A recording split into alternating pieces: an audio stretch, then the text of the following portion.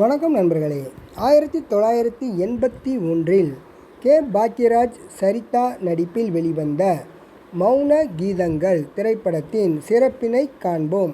வாங்க வீடியோவுக்குள் போவோம். கோவை மாவட்டம் வெள்ளக்கோயில் என்கின்ற கடைக்கோடி கிராமத்தில் இருந்து சினிமா தாகத்துடன் தலைநகர் ஓடி வந்தார் ஒரு இளைஞர். மனதிற்குள் பல ஆண்டுகளாய் அடைகாத்து வைத்திருந்த கதைகளை சினிமா கம்பெனிகளுக்கு போய் கூவி ஏலம் போடாத குறையாக கதை வேண்டுமா என கேட்க கதை சொல்லியாக வந்திருக்கும் அந்த இளைஞனின் உணர்வுகளை மதித்து தங்களது செவிகளை தர யாருமே தயாராய் இல்லை. தொடர் தோல்விகளில் தந்த விரக்தி இளைஞனை ஊருக்கே விரட்டியது. சொந்த ஊருக்கு திரும்பியதும் சினிமாவில் சாதிக்க துடிக்கும் துடிப்பும் மன அரிப்பும் அடங்கவில்லை.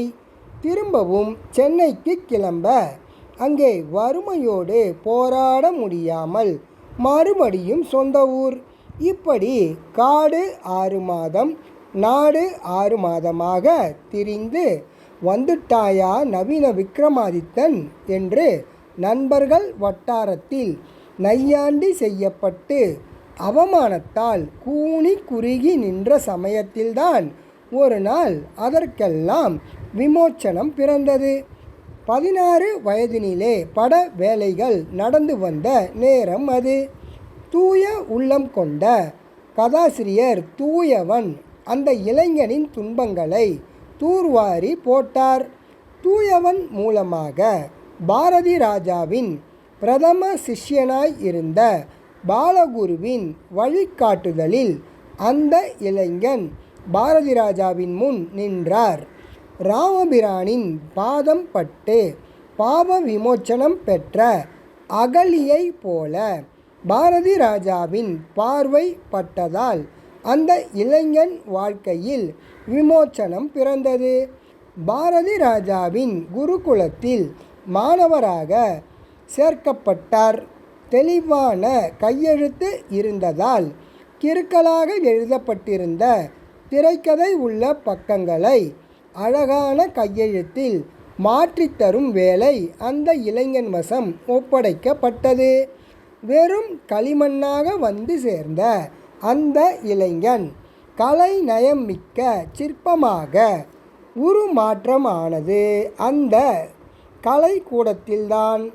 யதார்த்தத்துடன் உணர்வின் உந்தலுடன் உருவாகும் சினிமாவை எடுக்கும் சூட்சமும் தெளிவான திரைக்கதை அமைக்கும் திறனும் கற்பிக்கப்பட்டது அந்த குருகுலத்தில்.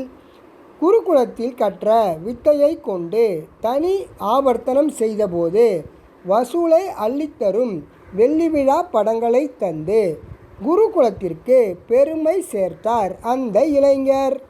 கலைநயம் உள்ள தனது படைப்புகளில் இருக்கும் திரைக்கதையில் அந்த இளைஞர் சேர்க்கும் ஆபரணங்கள் இந்திய திரைப்படைப்பாளிகளிலேயே தலை சிறந்த திரைக்கதையாளன் என்கின்ற கௌரவத்தையும் அந்த இளைஞனுக்கு பின்னாளில் தேடிக் கொடுத்தது. இந்த சிறப்புக்குரிய அந்த இளைஞன்தான் கே. பாக்யராஜ். படிக்கும் பள்ளியை வைத்து மாணவர்கள் மதிப்பு பெறுவதைப் போல அப்போது பாரதி ராஜாவின் குருகுலத்தைச் சேர்ந்த மாணவர்களுக்கு முதல் மரியாதை தந்தது திரைத்துறை. நட்சத்திர முத்திரை பதித்து மார்க்கெட்டில் மவுசுடன் இருக்கும் இயக்குனரை வலை வீசி பிடிக்க முயற்சித்து முடியாமல் திரும்பும் பட முதலாளிகள் அந்த நட்சத்திர இயக்குனரிடம் உதவியாளர்களாக இருப்பவர்களை பிடித்து வந்து இயக்குனர் நாற்காலியில் அமர்த்தி அழகு பார்ப்பது காலந்தோறும் அமலில் இருந்து வரும் வழக்கம்தான். அந்த அடிப்படையில் கே. பாக்யராஜ் வலை விரித்தவர்கள் ஏராளம். இதில் பசுபதி கிரியேஷன்ஸ் கோபிநாத்துக்கு படம் செய்து தர சம்மதித்து முதல் படைப்பாக சுவர் இல்லாத சித்திரங்கள் படத்தை உருவாக்கினார் கே. பாக்யராஜ். இயக்குனர் அவதாரம் எடுத்த அந்த படம் வர்த்தக ரீதியிலான வெற்றியை தந்தது. அதன் பிறகு அம்முலு புரொடக்ஷன்ஸ் என்கின்ற பட கம்பெனியை துவக்கி ஒரு கை ஓசையை தயாரித்து இயக்கி நடித்தபோது அதுவும் நல்ல வசூலை அறுவடை செய்தது. கே. பாக்யராஜுக்கு என்று ஒரு அடையாள முத்திரை உருவாகி இருந்த நேரம் அது. ஒரு வார இதழில் குடும்ப கதை ஒன்றை தொடராக எழுதினார். உணர்ச்சிகரமான போராட்டமாயிருந்த அந்த கதைக்கு வாசக வள்ளல்களிடம் இருந்து வசந்த வரவேற்பு கிடைத்தது. நாவல் வடிவத்தில் வந்து லட்சோப லட்சம் வாசகர்களின் இதயத்தில் இடம் பிடித்த அந்த குடும்ப கதையில் வெற்றி முத்திரை பளிச்சிடுவதை உணர்ந்த பசுபதி கிரியேஷன்ஸ் கோபிநாத் அதை திரை வடிவமாக்க விரும்பினார். சுவரில்லாத சித்திரங்கள் வாயிலாக கே. பாக்யராஜுக்கு திரையுலக கதவை திறந்து வைத்தவர் என்பதால் அதற்கு உற்சாகத்துடன் ஒப்புதல் தந்தார் கே. பாக்யராஜ். நாவல் வடிவத்தில் வெளிவந்து திரை வடிவமாக மாறிய அந்த கதைதான் மௌன கீதங்கள். சினிமாவும் சென்டிமெண்ட்ஸும் ஒட்டி பிறந்த இரட்டை குழந்தைகள். தொட்டதற்கெல்லாம் சென்டிமெண்ட்ஸ் பார்ப்பது திரை உலகத்தின் வழக்கம். இந்த சென்டிமெண்ட்ஸ் சிக்கலில் பாக்யராஜ் அடிக்கடி சிக்குவதுண்டு. ஒரு குடும்பத்துக்கு ஆண் துணை என்பது சுவர் போல. மற்றவர்கள் எல்லாம் அதை ஆதாரமாக கொண்ட சித்திரங்களே என்கின்ற கருத்தை சொல்லும் பொருத்தமான தலைப்பாக தனது முதல் படத்திற்கு சுவரில்லாத சித்திரங்கள் என பெயர் வைத்தார். தலைப்பே அறம் பாடின மாதிரி இருக்கு. படம் எங்கே போனியாக போகுது என ஆளாளுக்கு அறம் பாட ஆரம்பித்தார்கள். படம் வர்த்தக ரீதியாக வெற்றியை பெற்று அவர்களின் வாயை அடைத்தது. ஒரு தலை காதலை காட்டும் கதை என்பதால் ஒரு கை ஓசை என தகுதியான தலைப்பை வைத்ததோடு அல்லாமல் அதன் நாயகனையும் ஊமை கதாபாத்திரமாக படைத்திருந்தார். வாய் பேச முடியாத கேரக்டர்கள் தமிழ் சினிமாவில் ஒர்க் அவுட்டு ஆகாது என்ற கரிசனத்துடன் சிலர் ஆதாரங்களை அடுக்கி வைத்து அபாய அறிவிப்பு செய்தனர்.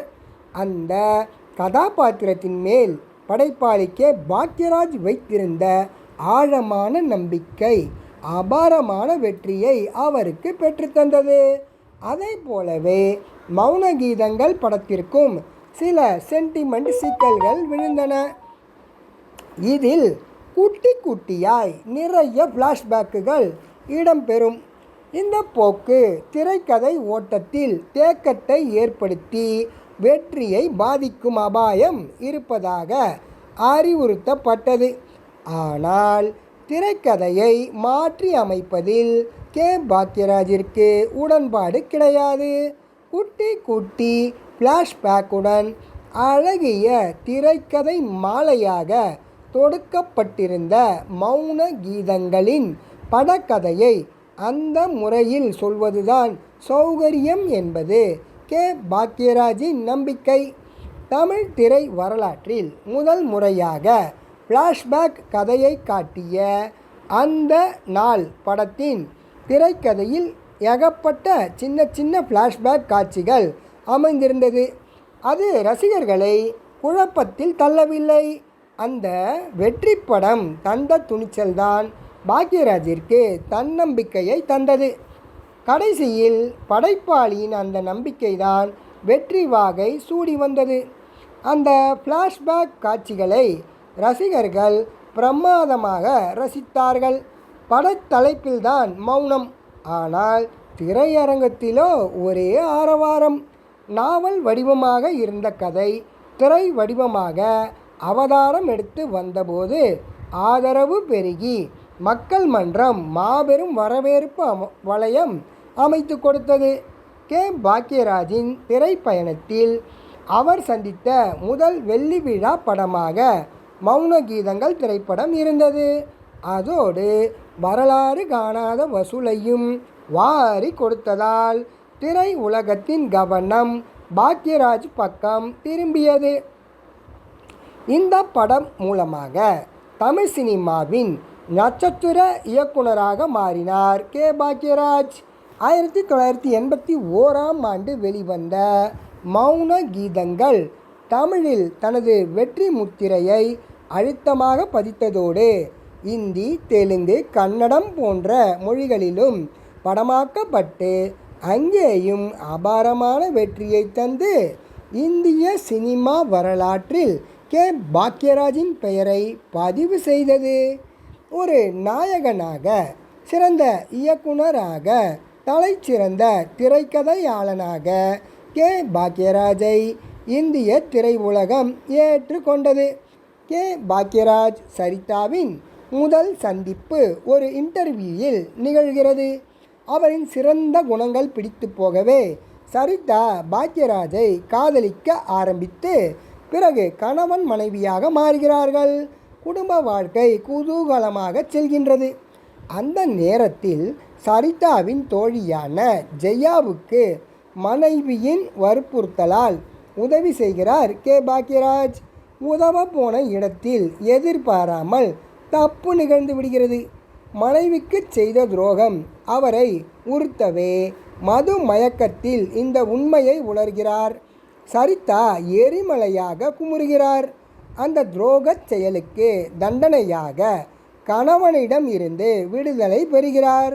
சந்தர்ப்ப வசத்தால் சபலத்தில் விழுந்ததால் சந்தோஷமாக வாழ்ந்து வந்த தம்பதிகள் பிரிந்து வாழும் சூழ்நிலைக்கு தள்ளப்பட்டனர். ஒரு குடும்ப உறுப்பினர்களில் தாயும் மகனும் சேர்ந்து வாழ்ந்து வர அந்த குடும்பத் தலைவன் தனி மரமாக நிற்கின்றான். தனது தவற்றை உணர்ந்து கே. பாக்யராஜ் மனைவியிடம் மன்னிப்பு கோரி நிற்கிறார். அப்போதும் மன்னித்து ஏற்றிக்கொள்ளக்கூடிய மனநிலை இல்லாமல் பழைய கோபம் குறையாமலே இருக்கிறார் சரிதா. பிறகு அவரை சுற்றி நடக்கும் சில சம்பவங்கள் சரிதாவை சமரசப்படுத்தவே கே. பாக்யராஜுக்கு பாவ மன்னிப்பு வழங்குகிறார். தம்பதிகளின் வாழ்க்கையில் திரும்பவும் சந்தோஷம் பொங்குகிறது.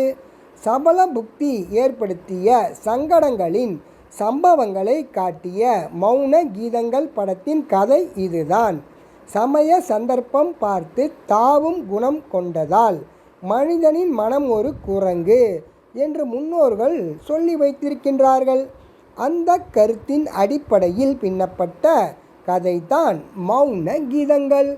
ஒரு மனிதனின் உணர்ச்சிகள் எப்படியெல்லாம் சபலத்தில் விழுந்து பேயாய் ஆட்டி வைக்கிறது என தெள்ளத் தெளிவாக படம் பிடித்து காட்டியிருந்தார் கே. பாக்யராஜ்.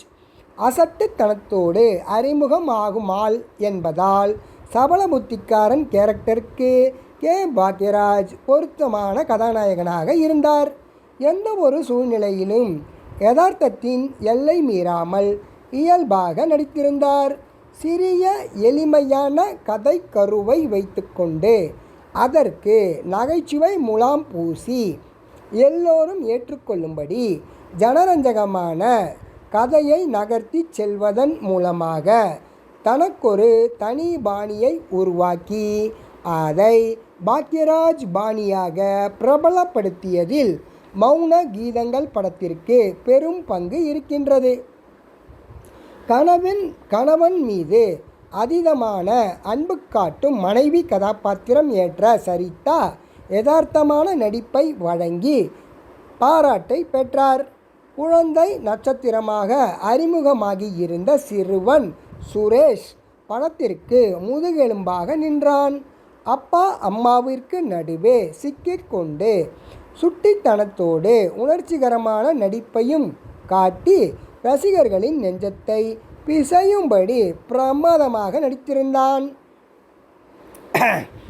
கங்கை அமரனின் இசையும் கண்ணதாசன், வாலி, முத்துலிங்கம் இந்த மூவர் கூட்டணி எழுதிய பாடல்களும் படத்திற்கு இதயமாக இருந்து பாடல்களை பட்டி தொட்டி எங்கும் எடுத்து சென்றது. முக்குத்தி பூ மேலே காத்து உக்காந்து பேசுதம்மா, daddy daddy oh my daddy, மாசமோ மார்கழி மாதம் போன்ற பாடல்கள் நேரடியாக ரசிகர்களின் இதயத்திற்கே அனுப்பி வைக்கப்பட்டது. தர சான்றிதழிலும் வசூல் சாதனையிலும் அந்த ஆண்டின் சரித்திரம் படைத்த திரைப்படமாக அடையாளம் காட்டப்பட்ட மௌன கீதங்கள் கே. பாக்யராஜின் திறமையை சிம்மாசனம் ஏற்றிய சிறந்த குடும்ப காவியம். இந்த வீடியோ உங்களுக்கு பிடிச்சிருந்தா லைக் பண்ணுங்கள், ஷேர் பண்ணுங்கள், மறக்காமல் சப்ஸ்கிரைப் பண்ணுங்கள் நண்பர்களே. அடுத்த வீடியோவில் சந்திப்போம். நன்றி.